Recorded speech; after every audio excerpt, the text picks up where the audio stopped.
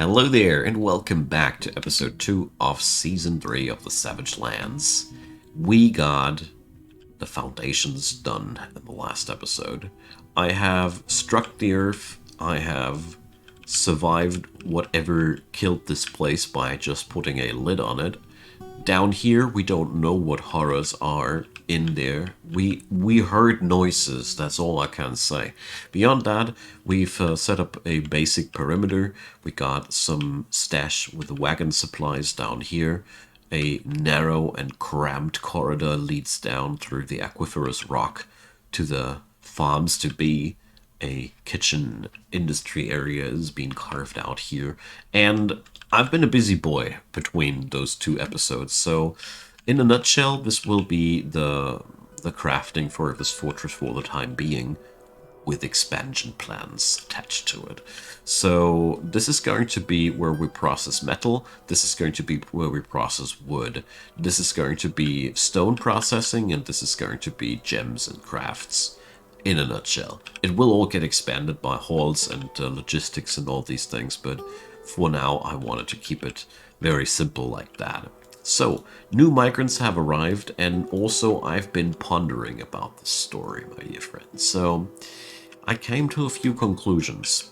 First off, this territory here was once not a fortress from our own civilization. You know, we're playing the Towers of Age here, and I am currently reclaiming a fortress from the neighboring dwarven civilization, the Raw Souths. We are allied, but I thought about that between this and the last episode, and I figured you might also consider that theft. So this surely doesn't increase the diplomatic relationships between these two civilizations for sure.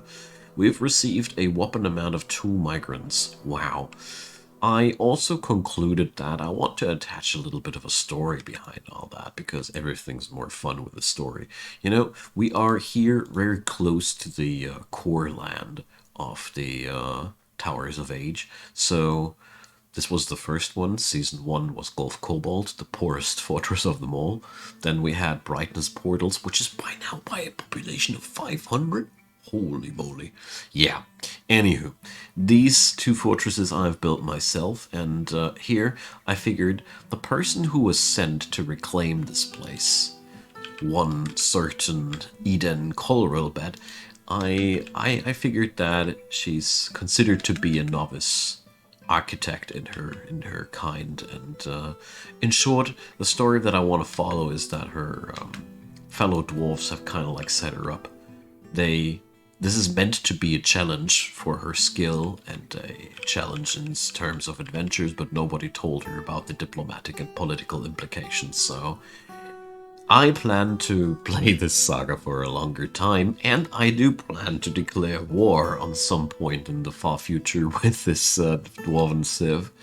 So, you know, I figured that this is a nice precursor to the things that will come. And therefore, I will do whatever I can to keep Eden Colrilbed alive, and make sure that she's going to be the countess of this place. Let's see. So, in the meantime, while I was blabbering, I set up the underground pasture. So, no more surface pasture, because that's just not a safe place once the goblins roam around, and that's been that. Wonderful. So, another thing that we need to get done quite soon is the security of this place. I don't like how endangered I feel here, so let's see. I got some periclase blocks left over for the uniformist look, but here we're going to go for some church blocks. I really only got 4 of them yet. Oh, darn. Yeah, we are... this fortress has more work than it has hands to fulfill that work. I mean, the plans that I set up are quite humongous. Down here, the mining efforts are quite a lot, but you know, the beginning time is always quite easy to handle, and therefore I'm okay with that. Just noticed that the food stockpiles are quite low and troublesome at this point. So let's see. I'd say we're going to go for one thing first and another thing next. So I want to have a butcher and a tanner here. There we go. And we're going to slaughter one of the animals that we started with. Just, you know, you celebrate things like that. And I think this place deserves a proper celebration. So let's see what kind of, which one of the livestock. We don't need that desperately. That'll bring some food, but that's only one of the steps that I want to take. So, yeah, we are going to slaughter the gander and the guinea hen. Yeah, let's do this. And apart from that, let's start the forage. I also need to check out what kind of animals are living here. A weasel, alright. Here we go. It's not exactly a terrible lot of meat that comes around like that, but at least it's a start, you know? And we're getting some leather together as well. It's not bad either. Damp stone located. Wait a minute. No! Damn it. Alright, let's see where this problem will lead us. I didn't expect to have... Okay. False alarm. It's just the leaky spot above. You know, you get that warning because technically it would be a problem if this would be not produced by me. Okay. So this'll take a while until it is fully excavated, but I am really happy that we did that. So let's see, I'll leave this floor here open. I just don't know what to do with it yet, and sometimes it just pays off to do exactly that, leave a floor open and decide later what to do with it. So now for this, we're going to have two different entry points. And again, I want to go for a little bit of a staggered layout.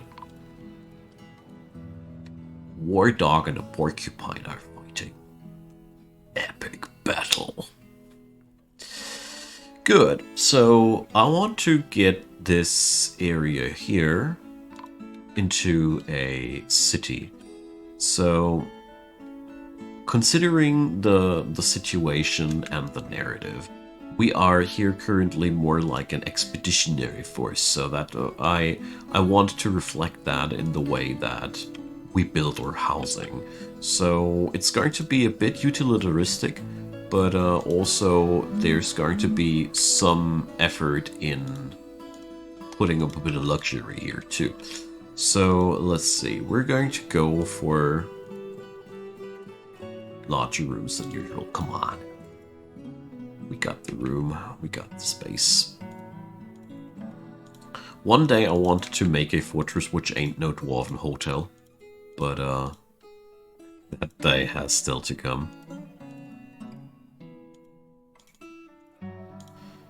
Alright, I'll leave the amount of apartments here relatively low, because reasons. We don't have that much workforce here yet, and I don't want to overstress them.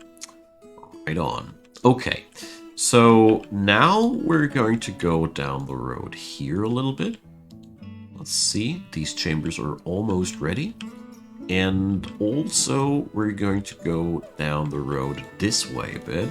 And now let's go for an expeditionary mining shaft. Wait a sec. Let's do it more like that.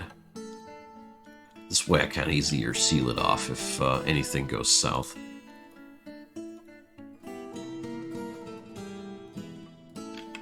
Here we go. I like that one.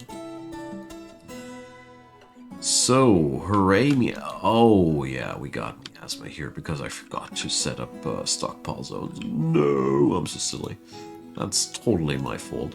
So, let's do this real quick. I have forgotten that you need to set up stockpile zones for food stuff. So, first off, we need something for meat, fish, egg, cheese, all the stuff that... Let's see, pastes, maybe, fat as well. Why not? Also milk plants. Yeah, let's do this like that. Alright, then we need a hugely large stockpile zone for a drink. So we're getting there slowly. It's due to the fact that it's so overwhelmingly much that you need to manage every time. I always keep forgetting something, and I find that honestly quite amusing because it shows how complex this game is and how easy it is to forget something after all. So let's put up another last stockpile here for the seeds. You know, I deleted that stockpile up here, and now they didn't know where to put things anymore. So things rotted. That's bad. Especially since we need that food, actually. Alright, so speaking about needing things, since we are now getting closer to the actual danger perimeter, we're going to set up safety precautions, namely a bridge and doors that we can slam shut if we make the acquaintance with things that we didn't want to. And praise the miners, we have struck magnetite. That is really good news. What's not so much good news is that this place still has no... what's it called? Oh yeah, we need a refuse stockpile. Again, this is a fortress without coal, and that's slightly disturbing, to say the least. I forgot to set up a refuse stockpile and corpses. No wonder the rotten stuff doesn't get disposed of. Alright, so many things. There's always so many things. Alright, let's make that F4. City, I like to have my city on F4. And my smithies on F3. Although here, these things are so close together, I probably... Oh no.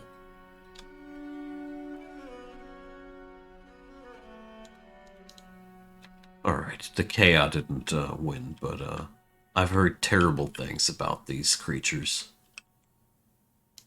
There hopefully no giant ones around. I've heard terrible stories about Chaos menacing the different fortresses. Or is it Kia? I don't know. I don't even know how to pronounce these monsters. Anywho. So, let's see. I want to have staircases here because these are going to be mirrored. Because this is going to be furniture stockpile, and I started to have quite much fun with linking my furniture stockpiles together like that. So yeah, let's see. It's a lot of mining to get done here. I'm somewhat concerned still about the situation with the food stockpiles. We got plenty of drink, that ain't the problem, but the food is just not there yet. I mean, we can slaughter plenty of animals, and now that we have declared the stockpiles correctly, our dwarves won't let the good stuff rot again anymore. But, you know, we need those farms, and we need them badly. Okay. So, let's continue our mining efforts into that direction. I'm somewhat afraid to touch this area here, but we need the territory. And by now we have enough work, we have enough material to work with to seal it off if we open by accident the Cursed Fortress. Because right now, the big protocol or the big milestone that these dwarves here want to tackle is that we are going to make sure that we have a fighting force together that can oppose whatever is lurking down there. Because, you know, something killed everybody here. That's a fact. So, got to work with that. Oh no, I don't have enough turret blocks yet. Damn. There's just too much work that needs to get done right now, but it's the typical early game situation. I mean, I have struck the perimeter successfully, and let's see where, or set up the perimeter, not struck. Let's see where these things will lead us. There's so much work for the miners that I don't want to put up more on their table. Okay, but that was just necessary here. Because we need the extra workshops. I need a farmer here, at least one. And we need a loom. And the clothier and the leatherer. This is just a very, very rudimentary setup. But it is important for me that we got this, you know. These are things that I want to have covered up as my basics. Okay, so that. Wonderful. So the farming's almost done as well. We can set up one really important job, or maybe actually two. Plant processing. So plant processing into bags and plant processing in general. That's for one processing pigtails and for another processing quarry bush leaves into the respective containers. So yeah, let's do this like that. This way we leave up a few.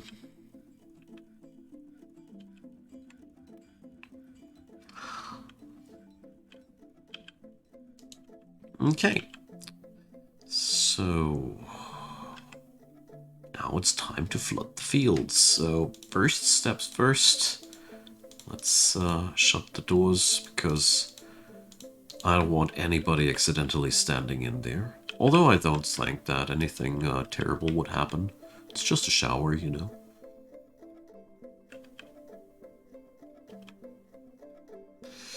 Alright.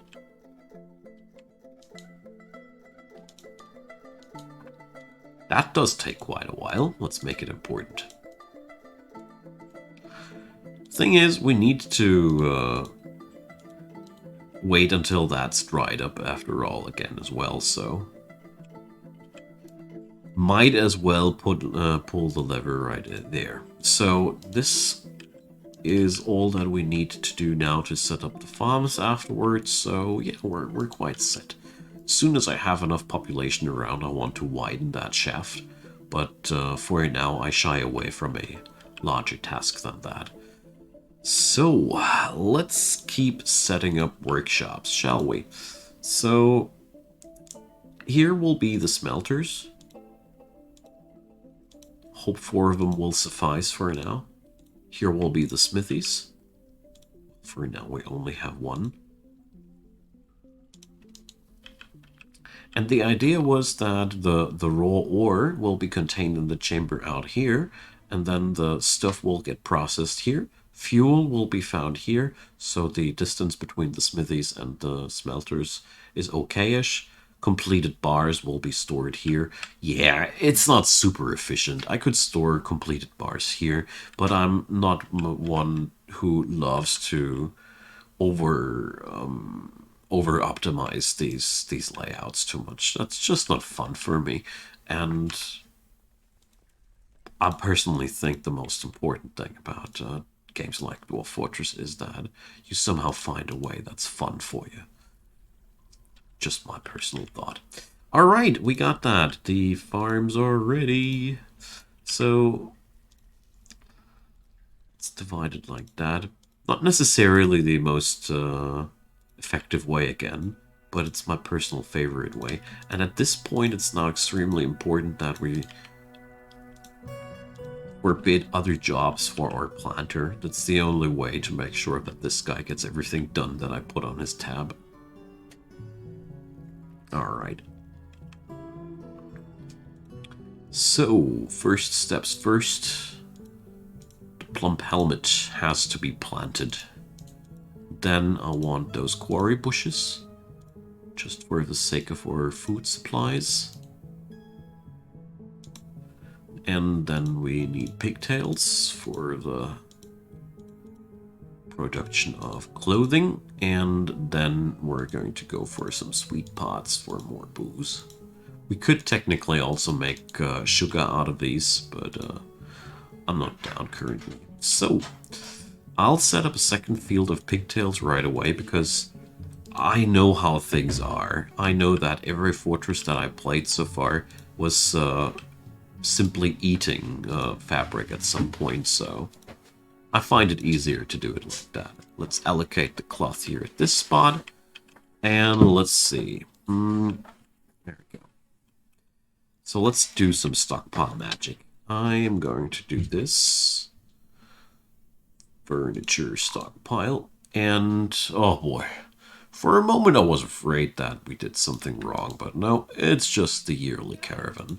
We're not going to commit any trade currently because for one, I don't have anything that I could trade, and for another, we currently don't really need anything except for some food, but, you know, I've been so busy with all the things that I did in between that I didn't really see any time. So, let's do this. Metal ores. By the way, I hope you guys enjoy the part that I keep all these stockpile configurations inside the videos, because I keep thinking that these are probably the most complicated parts about the game itself, so let me know if I skip somewhere too much or something like that. Just drop me a comment and I'll see what I can do, right? So I just realized that I forgot here this place supposed to store all my letters as well. So diplomacy. Good day, good day. We're going to order fuel. It's pretty clear that we need that stuff. I don't know if we have sand available. If not, this might be also something. But we're going to check that later. That's not important right now. Sand is something we'd require rather later. Where's stone, for goodness? Damn, yeah. Always the same. So luckily they got bituminous coal and lignite, so we can trade for these wonderful goods. And there is a need of bracelets that that has been foreseen. So probably we want to utilize that as well, huh? So let's put up the fitting workshops here. So carpenter. Wait a sec. No, that's wrong. It's the wrong side. Carpenters are living here. Here's going to be the wood furnaces. There we go. And one bowyer. Judging from my experiences, I rarely need too many woodworkers. And down here, that's the more important part.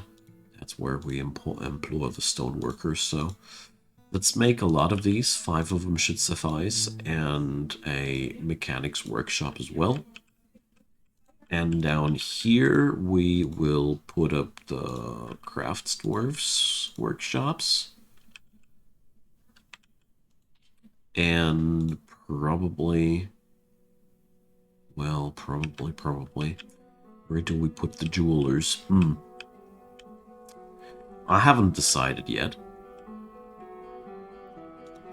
But actually, I think I'm going to do the whole jewelry and all those shenanigans back here. Like the idea of that. Whoopsie.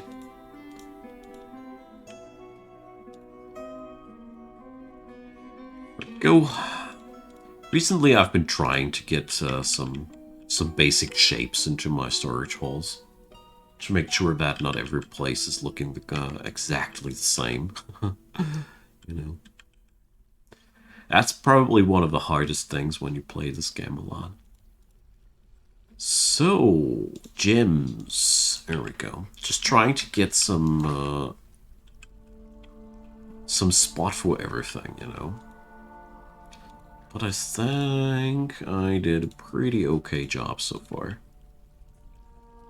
Good, good. Now let's get back to that place. It's about time that we get the bedrooms done. But, you know, those church blocks, they just don't get cut. But to the defense of the people working here, I put quite a lot of jobs on their duty list. So yeah, right. Okay, let's kick those workshops that we don't need here anymore because you know we're done with that. And here we're going to put up a finished goods stockpile for now. Because I want those mugs in the vicinity of the drinks. This way my dwarfs can hang their faces and not onto the barrels, but rather drink out of a cup like a civilized being. They like that. Okay, so far so good. I like what I see. That fortress is coming together quite decently. I think it won't take that much longer until we can actually get ourselves some real comfort and comfiness together here, i.e. some apartments. I also have plans for a glorious underground cistern system for our fortress, you know. We need drinking water from somewhere, and the surface doesn't provide, so I'll provide. I got an aquifer, that's all I need. So, but at the end of the day, you still have to design that somehow. And I realized that this fortress, a cistern up here is one option, but I actually want to try to move the water somewhere and store it there and build up a system that, by the crank of a lever, refills that thing. At least those were my ideas, right? It's always nice to get something done. And following the narrative, Eden Colrelbed wants to prove herself, you know. She's a rookie, she's new in the business of fortress founders, and therefore, let's do this. So, there we go. Some wood stockpile, and I think we are, with that, pretty much done with the basic setup there. Only thing is coal that we require, and then we need the bars here. The remaining bars, metal bars. Here we go. Good, good. So up here with this area here is still a little bit of a pain for me to design. I don't know how we're going to do it for real. Because, you know, it's always also a question of how many different types of stone do I want to juggle in this place. I do not know yet. So, yeah, that's that. Good! Look at that! Our first bedroom is coming together. I'll give that to Eden. She deserved that. Probably we're going to design some more sophisticated bedrooms at some point. But at this point, the whole expeditionary force should stay utilitaristic, you know. It's not a time yet to feel safe and go for luxury and stuff like that. But you know, yay, the first bedroom of many to follow. So yeah, I hope that we are going to get. Ah, they did make church blocks the whole time. They just didn't tell me. Ha! Brilliant. I love it. So that means we can set up that whole thing in no time. Cool. So my friends, that concludes episode 2 with a pretty okay setup of the fortress, I'd say. We still have to do a lot of things, agricultural and agricultural things. We have to set up the service buildings. We have to wait for more migrants to arrive, and soon we will be able to set foot here. Ah, there's a second one, Teshkat Walt Taxit. That's the deity of trade and wealth. I think those are gods from the Steel Sovs. Those are foreign gods. I never heard of these before. And that's going to be exciting. Alrighty, my friends, leave me your comments down below. Let me know how you like the new narrative that I spun behind that one. I really feel like with the story, every one of these series just getting cooler. So, yeah. Also, feel free to leave a thumbs up. It always helps a ton to have these. The algorithm likes them, and therefore help the algorithm and help me. If you want to help me even more, just press that subscribe button. If you want to help yourself to see more of my videos, hit that bell thing. If you want to help yourself for more Savage Lands stuff, check out the playlist link down there below. And a big thanks to all the helping supporters of the channel. I'm really delighted about all the donations, all the things that come in. It helps so much to make new series like these happen. Big thanks to all of you. And if you want to check out the links to Patreon, PayPal, and Buy Me a Coffee, I'd be more than delighted. That's being said, I thank you for watching this episode. Hope you have a nice day, because you watched that ad roll. That really means a lot to me. And we conclude this episode just like we did the last one, with a bunch of migrants rolling into town. So, thanks for watching. See you guys next time.